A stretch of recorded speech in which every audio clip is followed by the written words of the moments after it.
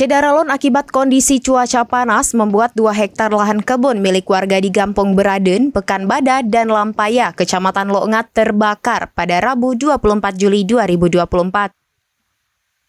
Kalaksa Badan Penanggulangan Bencana Daerah atau BPBD Aceh Besar, Ridwan Jamil mengatakan peristiwa kebakaran hutan dan lahan itu terjadi lantaran lahan kering akibat dampak musim kemarau yang sudah terjadi sejak beberapa pekan terakhir. Karhutlah terjadi saat petugas pemadam BPBD Aceh Besar sedang melaksanakan kegiatan apel siaga bencana kekeringan, kebakaran hutan, dan lahan di lapangan bola kaki Maimun Saleh, Mon Iken Lo'ngat. Saat sedang menjalankan apel, pihaknya menerima informasi tentang adanya kejadian kebakaran lahan ilalang yang berada di sisi Jalan Nasional Banda Aceh Melaboh.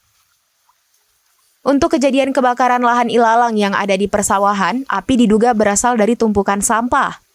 Sementara lahan di Lampaya adalah kebun milik masyarakat. Lahan yang terbakar adalah kebun produktif yang berisikan tanaman muda seperti pisang, kacang panjang, dan beberapa jenis tanaman lainnya. Untuk cakupan luas lahan yang terbakar dari 2 lokasi tersebut diperkirakan mencapai lebih kurang 2 hektar.